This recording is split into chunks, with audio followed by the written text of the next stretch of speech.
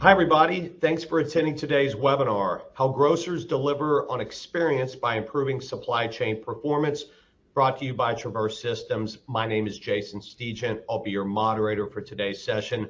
Really looking forward to a great presentation. Just a few housekeeping notes before we get started so you can make the best use of your time.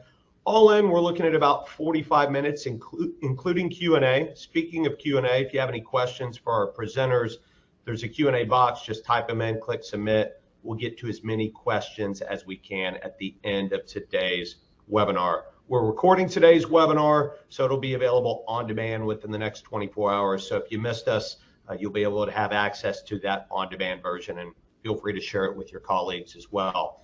If you look at the bottom of the screen, you'll see some icons that enable you to do a few different things. One of those is the resource icon. It's the one that looks like a paperclip. Within that, Traverse Systems is hosting a few pieces of content, so feel free to download those, view them at your leisure. Think you'll get a lot of value out of them. Then finally, there's no dial-in option for attendees. You're going to be hearing this through your PC or through your mobile device.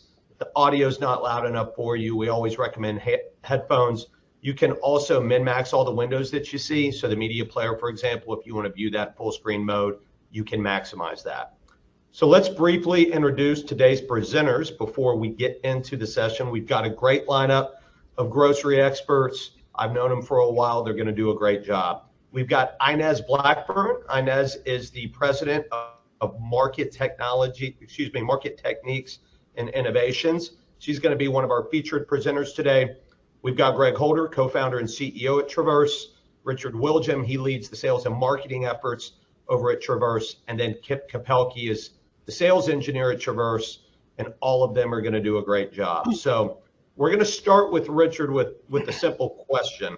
Richard, why and how did Traverse get into the grocery space? Thank you, Jason. And on behalf of the entire Traverse Systems team, I'd like to thank everyone in the audience today for not only your time, but for your interest in our session. As Jason mentioned, I'm Richard Willjam. I head up sales and marketing for Traverse Systems.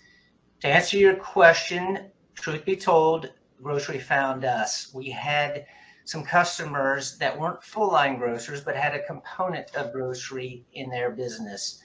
We quickly realized that A, it was a great fit, and B, we could add a lot of value to their supply chain in a short period of time. Everybody on this session today knows that grocery is a tough business. The grocery supply chain is perhaps the most complex one on the planet today. All products have a shelf life, but grocery is different, as grocery products are physically decaying on either their way to the store or the distribution center. So as you can imagine, lots of complexity there. I was at the RILA Retail Industry Leaders Association conference down in Orlando this past week, and heard a great quote. It came from Dan Whitaker, apologies if I mispronounced the name, from Kroger, but he described supply chain as a data problem, and I thought that was just brilliant. Coincidentally, Traverse Systems has been in that business now for the last 23 years. We actively aggregate data from traditionally siloed departments to drive that unified view of the supply chain. So Jason, that's kind of how we got into it. I can tell you we're excited to be here.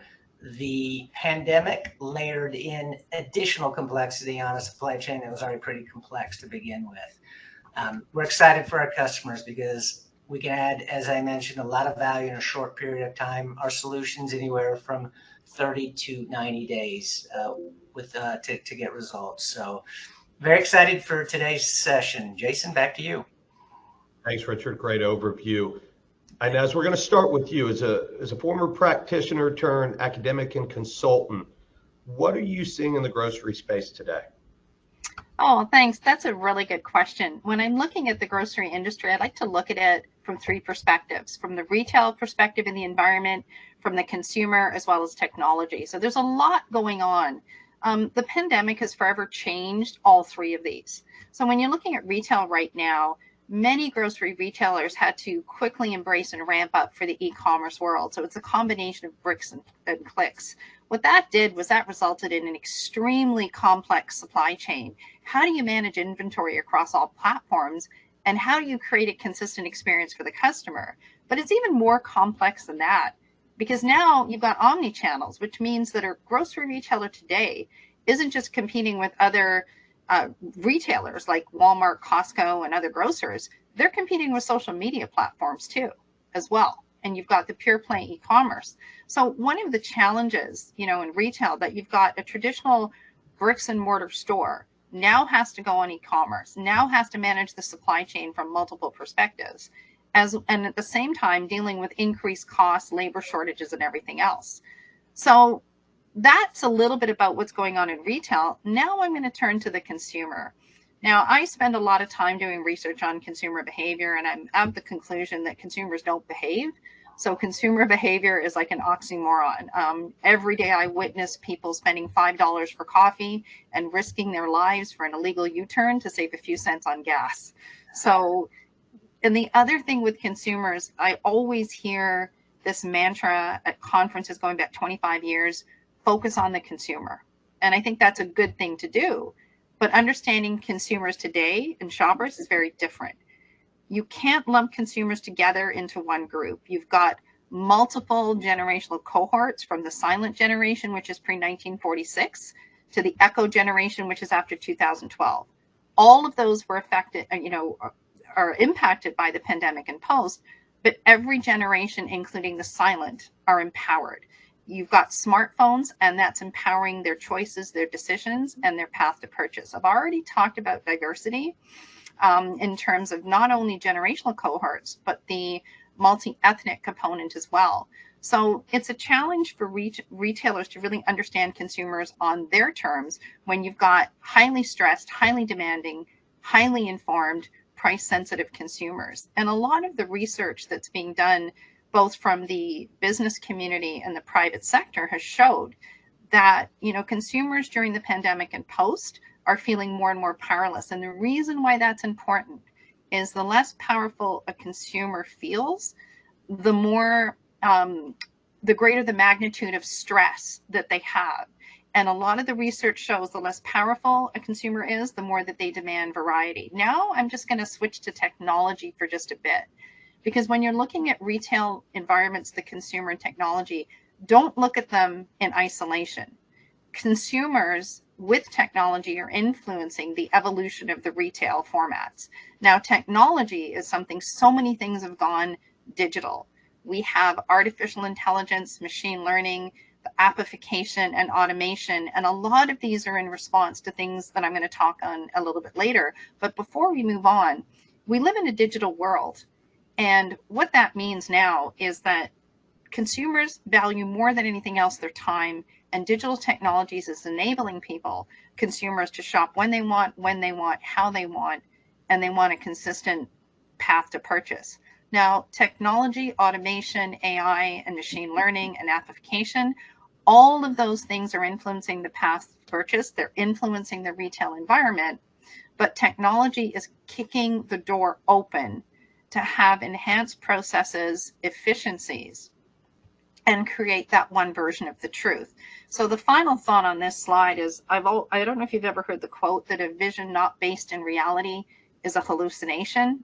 And I think what that means is you should have an accurate view of current and emerging retail environments, how the consumers are being impacted and evolving, and also how technology is going to be the driving force behind that. And now I'd just like to talk about how the grocers are in fact impacted by, you know, supply chain challenges. So I'm going to talk about a few things. I did mention previously that the less powerful a consumer feels, the more they have a need for variety and assortment. So what we saw during the pandemic, many retailers scaled back assortments because of out of stocks. And out of stocks is an absolutely critical thing to focus on. In a recent trip to Costco, it was a millennial, could not find what they were looking for, demanded to speak to the manager, pulled out their smartphone, which I think is now the weapon of choice, and said to the manager, I can't find this that's on sale. And I just want you to work with me here because I'm 35 years old. I'm probably going to live till 85. I spend $200 a week. I'm never coming back here. So you just lost $1 million for me. That's what consumers are doing. That's how they're behaving. Not, can you please find out if this is in the back room? When is it going to be back in stock? So this is a big deal because an out of stock is not a temporary thing. I'm going to come back. When something is out of stock to a consumer, they feel disrespected. So understanding transparency across the supply chain, understanding in-stock positions and where your products are in the supply chain has never been more important. So with that, when we're talking about increasing SKU counts, there's another point. There's a huge propensity towards health and wellness products. There's an increased double-digit growth in private label, but not just price brands, but high-end private label as well. And e-commerce is fueling that because retailers who offer private label online open up their markets geographically if they have the distribution channels in place. So one of the biggest challenges that I see is a lack of visibility and the one version of the truth. Still, many retailers today find that there's disparate, disconnected pieces of information, and there's a high level of involvement to find out what the truth is and what that version is. But the challenge is with the increased costs, labor shortages, inflation, and everything else, there isn't the time. And by the time you figure it out, you've lost the customer, which sort of gives me, leads to the next point is many retailers are working on razor thin margins. And one of the things that I noticed about that is a lot of vendors, suppliers are increasing costs, putting pressures on retailers to do more with less. And in addition to that, they're facing competition from all sides. So it used to be a few years ago, a grocer would move into your territory, your geographic region, and then you'd have to sort of respond and, to compete on price, promotion, and place. But now you have competition from Europe and discounters where they're just opening e-commerce sites and dark stores. So the whole all the rules of retail have absolutely been changed. And that's a problem. So, one of the biggest supply chain challenges that I see is customers want a consistent experience across every point of contact. And that's a challenge because if you don't connect the information on the back end, if you don't have efficient processes, you're going to have disruptions in your supply chain and there's no wiggle room for forgiveness at all. And right now, from the previous slide, with consumers being so stressed and razor thin margins, you get one chance. And I see every company that survives and, migrates towards profitable growth does one thing really well. And that is they solve their customers' problems better than anyone else. So what I'm seeing, some of the challenges, you look at jointly agreed growth between a retailer and their supplier. Well, now the tables have turned. And the challenge is now you're looking at jointly agreed growth between a grocery retailer and the shopper and actually growing with that customer and the evolution of that customer over time to engage. In order to do that, you have to meet their needs on their terms 24/7. And that's what the e-commerce world does. So now I would like to talk a little bit more about the impact on the shopper. So I did mention earlier that I believe, smartphone today is the weapon of choice. Because of stress, consumers now are demanding and unforgiving. And if you just think about during the pandemic, going out to a grocery store, could be an escape, but during the pandemic, it became extremely stressful. Many people had to go to 3 or 4 stores to find what they were looking for. But right now, consumers associate an out of stock back to the venue that they're shopping in, whether it's online or in store. So if there's lack of consistency in terms of pricing information, promotion information, things along those lines, that becomes a big deal. And because of technology, they can take their phone and they can actually look at in-stock positions in other competing grocery stores. And it's like, you know what? I value my time. I'm not going to waste it. I don't want to just go to this location and feel like I'm disrespected. So the research is showing an out of stock, lack of assortment that they want, consumers, shoppers are responding to that by saying, this retailer really doesn't understand me. They don't respect me. I'm going to take my money somewhere else. And that's resulted, what we're seeing more and more is a reduction in brand loyalty because of the out of stock. Because if I need something, I'm going to get what I need at the same price, at the same size, but another brand. So consumers today, they're really, really concerned about the price value equation. They want the best price all the time. They want excellent service. They want high levels of customer satisfaction, but they also want value. And the other thing too is because of initiatives like Smart Label and Beyond the Label, they also want to know what this retailer, this grocery retailer stands for in terms of how do they treat their employees, what are the ingredients in their products. So this is really the world we live in, and we just don't see it letting up, in the sense that now you've got highly technically savvy shoppers that they will compare things and they will embrace new products in terms of private label. And a lot of that, what the research is showing, that again, the less powerful a consumer feels, the more assortment they need. And if you have that explosion in assortment, what does that mean to your supply chain? So, these are just a few things, that I'm seeing. But again, I don't see it letting up. It was thought that during the pandemic, as e-commerce exploded, post-pandemic, things are going to go back to normal. But there's a lot of scars and bruises from the pandemic that consumers are, have been affected. And what now they appreciate the most is how they're treated.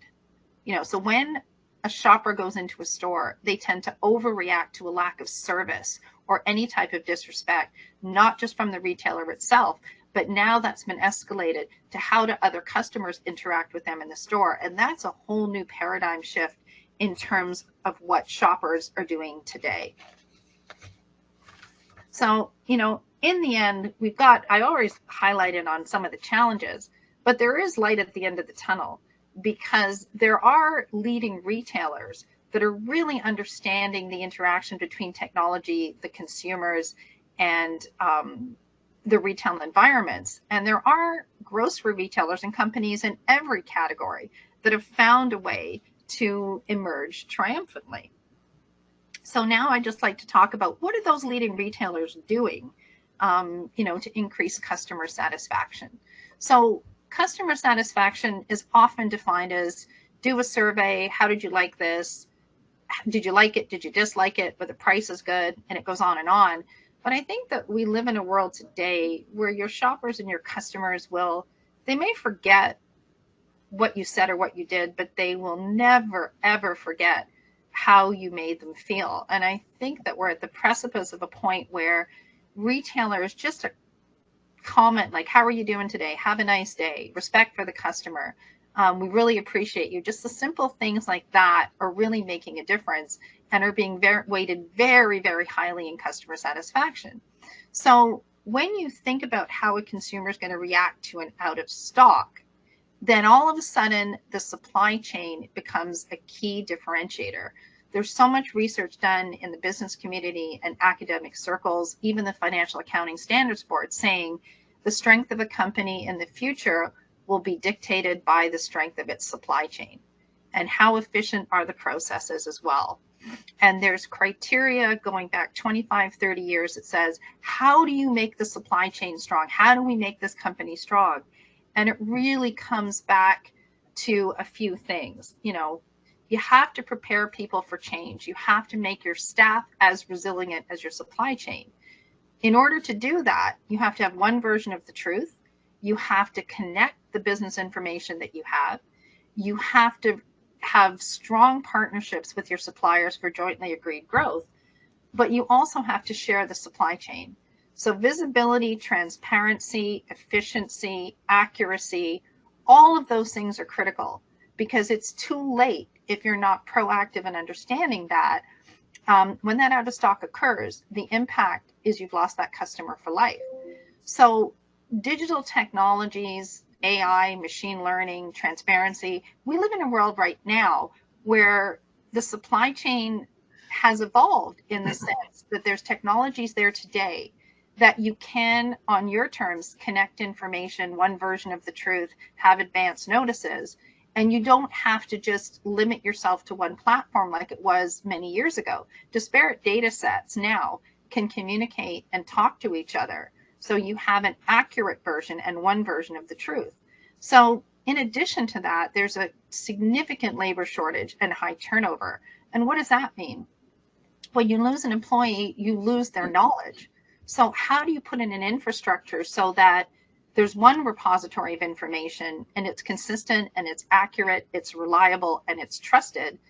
And when you do that, it means that the turnover has a reduced effect on, labor shortages. And the birth rate around the world, we're seeing that. Countries that lead in automation and robotics are Japan, and over the last 15 years have had an excessive, a significant decline in the birth rate, so they've had no choice. You only need to go to any fast food chain or grocery store, and you can see that people over the age of 60 have rejoined the labor force for two reasons. One, many lost a lot of assets in 2008. The pandemic decimated many savings accounts as well. So while you have a shortage of labor and an influx from one cohort, the challenge is you still have to have efficient processes, training, transparency, and visibility so that every cohort, every employee can access and leverage one version of the truth. So at the end of the day, companies won't survive without an efficient supply chain. And even the stock markets are responding by offering scores. When you have vendor scorecards, supply chain efficiency metrics used to be 2 or 3. Now it's 10 to 15. So retailers are holding suppliers accountable and vice versa. But the retailer, the grocery retailer, is being held accountable by that customer. And that customer or consumer is going to vote with their dollars. So these are just, some of the key points. But just to highlight, supply chains of the future will tend to have 4 things. There'll be easy access to maintaining accurate information and connecting and sharing the business information. There will be a significant propensity for training to prepare people. So it's one version of the truth, but people will have highly efficient processes to support them. So it's not just people, process, and technology. Those 3 things have to work in tandem with each other. And the other thing is sharing, the supply chain. And there's many, many companies that claim to do this, but they accurately fail. They solve one problem and not the other. So just like a grocery retailer has to solve the problems for their customers, a supplier has to address and solve problems better than anyone else for the retailer. And then technology providers have to understand the dynamics of their customers, being the grocery industry, and solve their problems better than anyone else. And those biggest problems are transparency, visibility, connecting information, preventing out of stocks. Those are the issues. So that's how you've got to hold your suppliers accountable right across the board, because everything you do is going to impact the consumer. So the days of saying everybody has to focus on the consumer, that's a given. That is something that everybody should be doing. But if you take it a little bit further, it means how is every employee, every technology, every platform, every process, how is that impacting the customer experience? And that's really a paradigm shift in how you view the customers and understand the significant impact that supply chain has on the customer journey and the customer experience. Thank you. Fantastic. Inez, appreciate that overview. That was awesome. Thank you. Greg, we want to switch over to you real quick. As you look at the Traverse platform and all of your solutions, how does the solution set over at Traverse map to what leading grocers want today? Well, thank you, Jason, for that question. And Inez, thank you for a very insightful presentation on that. I've got 2 things before I answer your question, Jason, that I want to address. I heard from Inez one version of the truth over and over again. And as a company that's 23 years old, we've been working on one version of the truth and talking about one version of the truth for almost all of those 23 years. And the next thing I heard over and over again was the labor shortage and do more with less. And that is so true as well. Again, for 23 years, we've been building applications that empower. We kind of have a saying within our company: why do you have a machine doing what do you have a human doing what a machine can be doing when you can program the machine to do it better, faster, more efficient, and free up the human to do what humans do best? So very, very insightful, Inez. That was just a perfect introduction. So how do we have 3 products, Jason, to answer your question. We have 3 products that addresses the grocery challenges. Our first product is the platform. It's our flagship program. It's a vendor performance optimization application, and it aggressively identifies avoidable costs in the supply chain. One of the things that we automatically identify and communicate supply chain issues to vendor and supplier partners. And related to that, kind of how the genesis of the platform was, we came out of non-grocery retailers looking to automate the supply chain compliance in the retail industry. Wanted to do 3 things. We wanted to automate the identification of the supply chain failures where we could. Again, program a machine to do what a machine could do well, free up humans to do what they do well. We wanted to automate the calculation of the penalties, and we wanted to automate the communication of the events. If we do not share with the supplier how they're failing, there is no way that the supplier is going to know that they failed or even improve that supply chain. And related to platform as it relates to the grocery industry, it's one of those things that is very important with a low margin business in the grocery industry. Our second product is Vision. It is an API supply chain visibility, an API first supply chain visibility solution.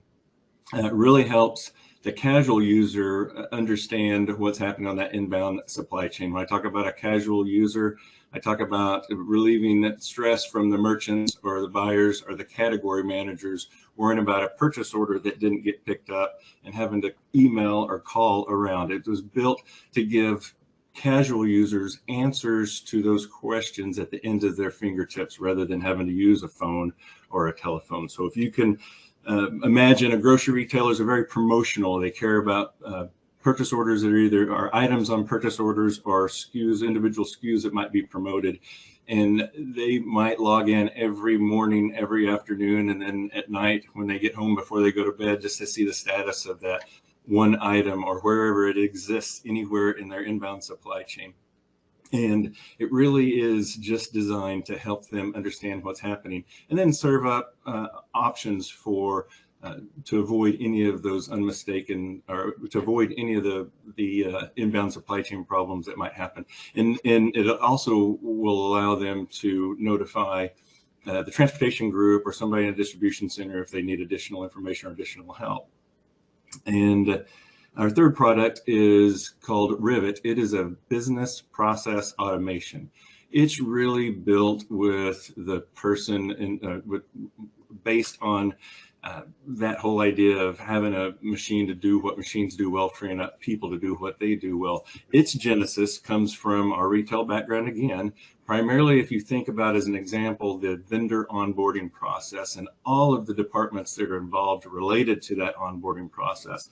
You have the buyer that's negotiating the deal and the accounts payable groups who have to enter information in related to the new relationship. You have transportation group that has to onboard them from a TMS perspective. You have a vendor compliance group that has to help them understand their responsibilities as they become a shipper for your product. And then you have the legal team that's worried about the certificates of insurance, worried about getting information that they need to have them set up as a vendor. And then the retail community, in our experience, had never been done very well at all. And if at all, and it's just a disjointed process. And so we built this application where all of that can be managed still independently within those different departments, but managed as a group as a whole, so that the same experience happens for every new vendor that gets brought on. But it's not just a vendor onboarding application. Other examples, other leading retailers are using it in the overage, shortage, and damage to manage that process for transportation claims. Other leading retailers are also using it in the return to vendor process. But it's not just a retail application. It's an application that is created need for any time there is a repeatable process that occurs, whether it's daily, whether it's weekly, monthly, multiple times a day. It needs to be done in the same format and fashion. It's highly configurable. It's a fascinating product that we're very, very excited about. One last statement, I guess, between all of these three applications that we're really trying to focus with the grocery store. Well, let me make one more comment about the Rivet. It's going to be highly usable if you consider the labor shortages that most grocery retailers are kind of dealing with, and every retailer, in fact. One of the neat things, and one more final thing about the platform, vendor chargebacks are used for decades now, 30 or 40 years in the retail environment. But grocery has been a little slow to adopt, but we are seeing that adoption change with leading retailers like Walmart, Target, Kroger, Giant Eagle. They all have compliance programs. They're holding their vendors accountable to recover those avoidable costs, those unexpected costs that are concerning, or that are caused by the suppliers not meeting those expectations. And that includes the on time and full that you see in the press so many times now. One more statement about all the three products. They all work independently with each other, but they're better when they're working together. And we can go into more of that at a later event. So thank you very much. Hey, Greg, real quick, and this is just for my knowledge. I'm sure some of the folks out there might have the same question, but as you look at the challenges that grocery is faced with and the solutions out there to solve those challenges, how does this all three of these, Platform, Vision, and Rivet, what do you see, at a really high level as maybe a key differentiator between these solutions combined compared to some of the others out there? That's you said in a quick answer. I don't know that I could answer it in a quick answer. No problem. The platform, I mentioned at the very last statement I said what the platform was. The platform is key and critical in that it holds vendors accountable, recovers those costs. Okay, and it does it in an automated environment. I also mentioned the labor shortage that we're all dealing with. Hey, let me also say it this way: most grocery retailers are talking about that consumer impact and talking about, and they're investing in applications that directly affect the consumer. We sit on the back end and have a significant impact to that because of the on time and in full. So platform holds vendors accountable based on that on time and in full. Vision gives you visibility to any risk related to that on time and in full. Like an order didn't get picked up when it should have got picked up, then that sends a red flag to Rivet. So Rivet automatically kicks off a campaign to a supplier trying to figure out, hey, why did this not ship on time? And so all three of that, and that's just an example of how all three of these applications work in concert to help eliminate that on time and in full, or that out of stock that impacts the customer that Eileen talked about before and earlier. Jason, if I could just add to that. Sure. There are a ton of visibility solutions out there. What makes us unique, what gives us a competitive advantage, is we provide visibility and control. And that's really what operators are looking for today. It's one thing to be able to see the problem. It's another to be able to do something about it. Yeah, that makes total sense. Very good. Kip, we're going to move over to you briefly. Inez mentioned the importance of sharing data with partners. If you could elaborate a little bit about how Traverse Systems does it and your approach to it. Absolutely, Jason. So, Inez talked of that single version of the truth, speaks volumes of being able to communicate both with internal business partners, internal leadership, your outward facing vendor communities. You want that same information being presented to everybody, and you want it to be done timely and communicated effectively. So that's where I think we sit on top of all those disparate systems, Greg kind of mentioned it as well, pulling all those different data elements in, being able to provide kind of that high level picture, as well as the ability to drill down to the different details. So kind of on the screen here is just some of the communication strategies that we have. One is a push mentality where we're sending notifications very timely. A charge could happen, or an identification of an issue that's disrupting the supply chain happens today in somebody's distribution center network. And overnight, this could be analyzed, compartmentalized, and basically communicated back to that vendor tomorrow. Because the whole goal is to provide evidence, photos, whatever is out there to really drive the point home as to what the problem was, and then even better yet, giving them ample time before the next shipment to fix those issues, to try and remove all those supply chain disruptions. So left side there of the screen is just depicting kind of that email communication that goes out, in addition to the ability to have weekly compliance summaries. But even better yet is the pull mentality. This could be done with internal business partners. Greg, you mentioned buyers, merchants, category managers, demand planners, whomever can go in through an application. It's a web portal application, and they can pull information that's important to them, whether it's by vendor/department, might be higher level GMM, DMM, or all the way down to individual purchase orders. So you can slice and dice the information several different ways and see everything you need to regarding any of those issues that are out there. So this is just a small sampling of that communication. As Greg mentioned, there's so many different components between the Vision application, where spend more time with us and we can share all those different aspects as well. So in addition to collecting all that information and communicating it, the ultimate goal is to collaborate, right? So how do we work together with those internal business partners, outward, vendor communities, and ultimately trying to improve that supply chain, make that something that isn't a concern, right? Because we just want to have the right product in the right place at the right time to drive sales, and as talked about that in great detail earlier about how important that aspect is. So how do we make sure that we're providing different avenues to collaborate across all the different entities?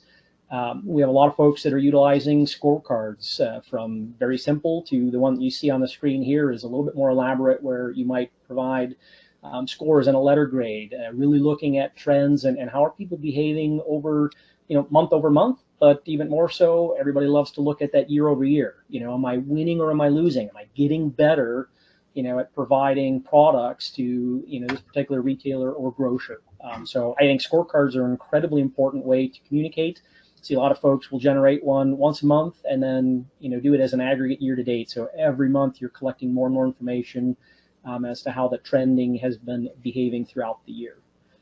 Similarly, we've got several different versions of this, but this is kind of a data visualization dashboard that's available. So those internal merchants can go out, like we saw on the prior screen, they can pull detailed information down to individual issues, see the photos and the evidence supporting any of that. But then, this dashboard is maybe a little bit more of a senior management type view. So, looking at my trends quickly year over year, looking at what are my biggest categories or the biggest pinch points for issues causing those supply chain disruptions. And, I used to live in this environment and would really work with my buying communities to say, pick the one or two, right? The old 80-20 rule, find the one or two issues that are causing you the biggest disruptions today to getting that product efficiently out on the shelf, tackle those. If you resolve those issues, then you can start working on numbers 3 and 4, because they'll become number 1 and 2 going forward. So find the one or two components that you can really make an impact on, work on that, go to market with that, have your supply chains talk to their counterparts in operations. So you're hitting that everybody from a couple of different angles, all in an effort to collaborate ultimately and remove any of those disruptions along the way. Make your supply chain more cost effective, more efficient, and everybody's going to improve that profitability and keeping those customers happy.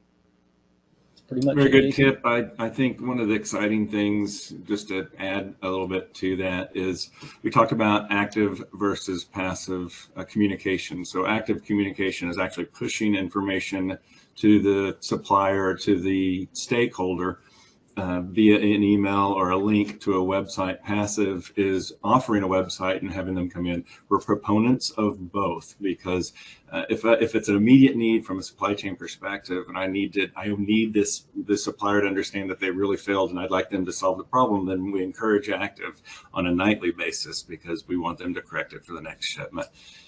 Then the passive is a link to some further analysis of these scorecards and come to a website and do some more analysis on your own.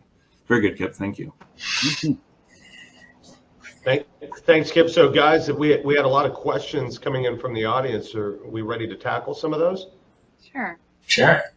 Sure. Fantastic. Inez, we're going to start with you.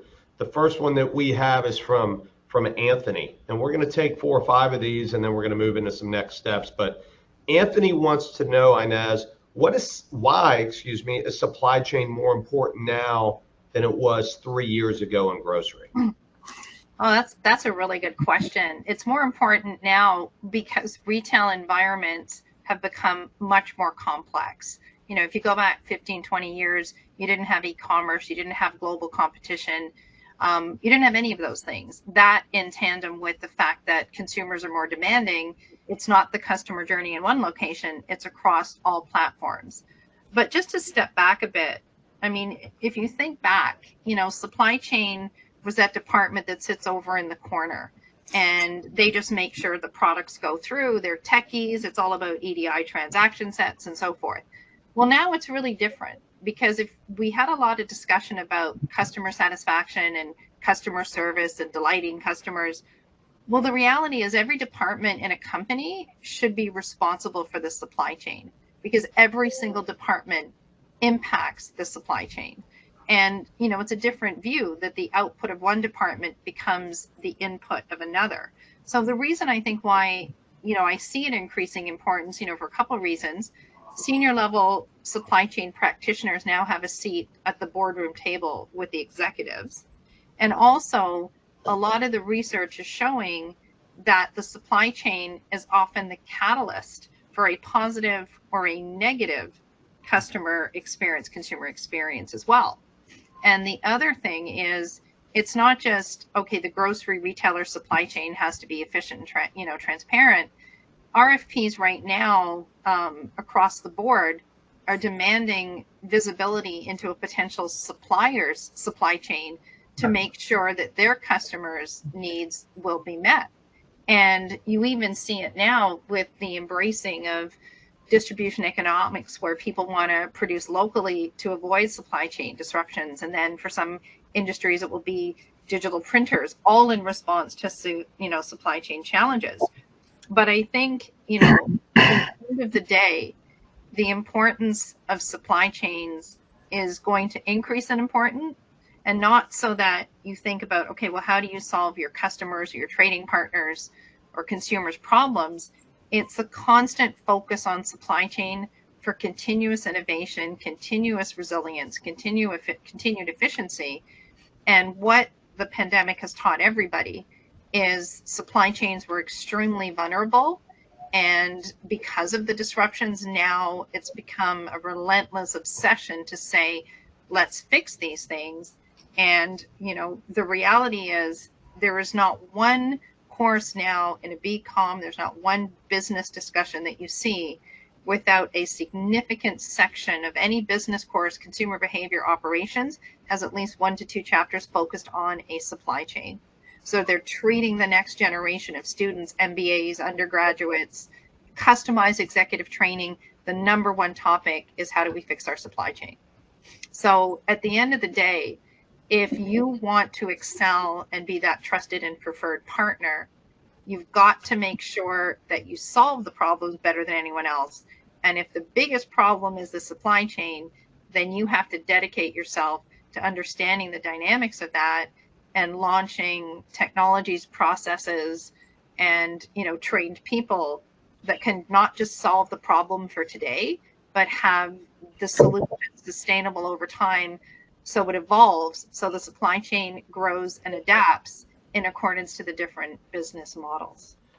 You know, Inez, throughout your portion of the presentation today, you talked a lot about one source of the truth and how valuable that is. But, you really also talked a lot about the customer experience and how that's just mission critical for grocers to really achieve success and supply chain success moving forward. With that in mind, we've got a question from Sheila, and this seems to be from the group, but we'll start with you, Inez. The question from Sheila is, what is the most important thing grocers can do to improve the customer experience right now? So Inez, because you talked so much about the customer experience today, why don't you take that one to start, and then we'll ask the rest of the team their perspective. Sure, happy to do that. There's a couple things. It's really hard for me to just say one thing. So if I may, I'm just going to say a couple of things. One of the most important things is having consistency with the customer experience across all platforms. So consistency in pricing, consistency in information. And, one of the things when you look at e-commerce or, digital sales, consumers like that because they value their time and they don't waste their time going to a store and finding it's not there. Another component about customer satisfaction, which is often overlooked, is there is a significant and high correlation between employee satisfaction and customer satisfaction.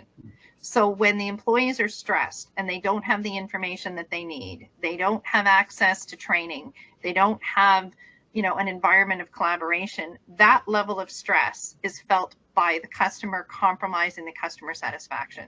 And for your own personal experience, it's never your best work when you're under duress. So the actual process of fixing supply chain disruptions and challenges by taking the stress away from employees to have one version of the truth, connected information, an arena of collaboration will actually have a positive and lasting impact on the customer experience as well. In addition to that, I mentioned earlier, it's not what you said or what you did, but how you make customers feel. Very simple little things can be done by grocery retailers to make that customer feel appreciated, respected, and all of those things. Because now when a customer goes into a store and they can't find what they're looking for, they feel disrespected, frustrated, and angry, and that is associated back to the retailer. So I think that having a focus on the supply chain from the perspective of how it impacts the consumer, I think is absolutely critical.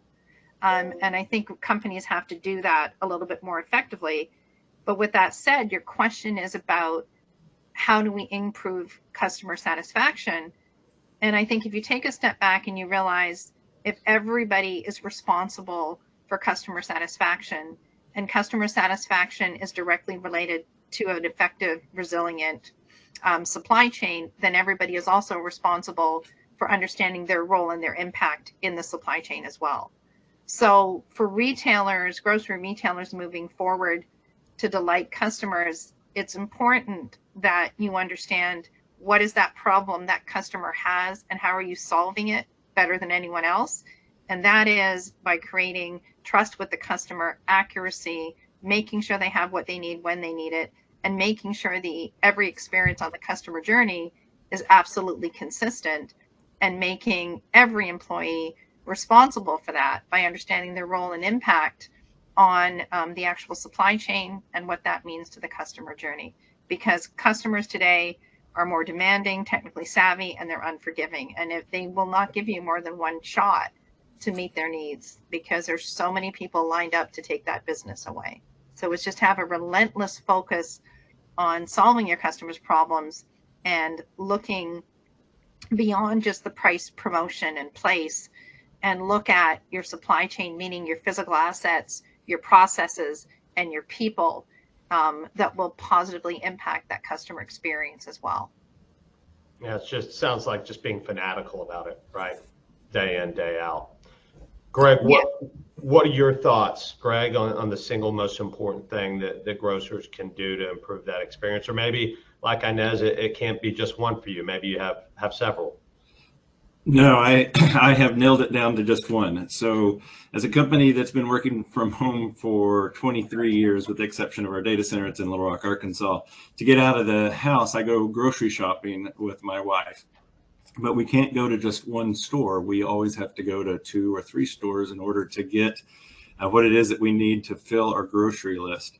And generally that's because of what I call on-shelf availability, which I find is a direct result of on time and in full issues or a problem with store operations in the store. So most grocers didn't realize the degree of their on-shelf availability program until the pandemic, when they implemented very aggressively buy online, pick up in store, buy online, deliver to customer.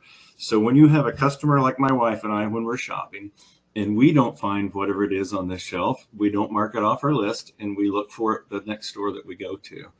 If you're now imagine yourself as an individual picking orders for a customer, and what the pick sheet is that you have in front of you, the item's not on the shelf, what do? When they rolled these things out, they went to the manager and they said, I can't find this. And so I guess that was the beginning stages of grocers really understanding that they have some inventory on-shelf availability opportunities. Like I said, there's several causes of it. I get an opportunity to speak to buying organizations and merchants frequently, and one of the things I like to point out is that you get, Mr. Buyer, Mrs. Buyer, you get absolutely 0% of sales of the things that the supplier never ships to you. And you let that sink in for a moment. So if you order something and they never ship it, you're never going to sell it. That's one of my 2 soapboxes I've had for 20 years is the fill rate performance of suppliers, or suppliers shipping something that wasn't ordered, or the best case scenario is a supplier shipping too many, because then I can decide if I want to keep it or not. Shipping late is very, very similar.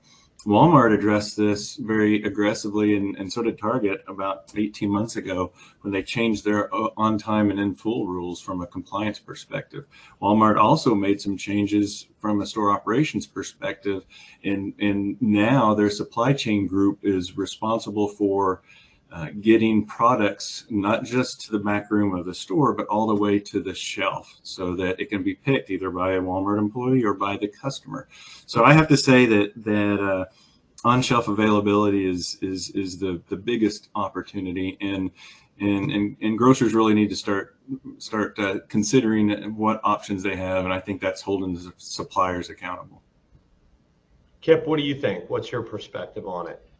Well, Jason, I think you should have asked me that question first, because Greg just eloquently stole what I was thinking. However, I'll provide just a slightly different twist on it. About 3.5 years ago is when I moved from a retailer over to Traverse Systems, and I was an account manager. My first customer that I got to implement using our application was one of our grocery partners, and just in talking with them, they instituted some of the things that Greg talked about, and just some of the stuff.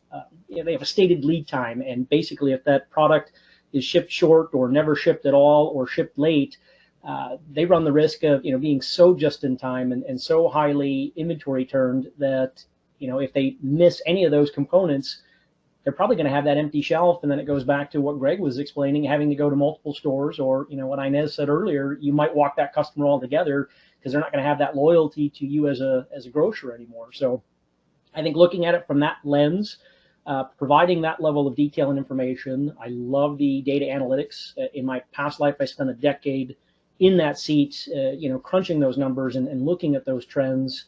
And it's just, I think it's crazy how detailed and informational the stuff that we collect and provide to all the different business partners is. Taking that information, and it's really nice to see I still stay in close touch with those folks at the grocery company, and try not to give names here, that's hard not to do, with my grocer. And what's really nice to see is they are making improvements. So by having this information, communicating it timely, like I showed earlier with scorecards and different charge detail notifications, they're seeing a trend for the better, and they're actually reducing some of those out of stock situations. So just really nice to see, not just talking in theory, but having somebody put it into action and garnering good results. Thanks, Kip. So Richard, I'm going to let you put a bow on that. What's your viewpoint on the single most important thing that grocers today can do to really improve that customer experience? Jason, there is not a grocer on this session today that is not dealing with labor shortages. You heard Inez say it over and over. It's no longer about just servicing the customer. You have to delight the customer, right? So, and the labor shortages, they're just not at the stores. They're across the enterprise level as well too. So my recommendation would be automate many of those back office functions that you have, such as vendor onboarding, such as certificates of insurance tracking, vendor rebate tracking, whatever the task is. Onboard, automate that as much as possible, and focus your limited constrained labor resources on the customer experience, because this game is changing. And I give you a perfect example. I live in Florida, and everybody knows that's Publix territory, and they've done very well. They execute very well.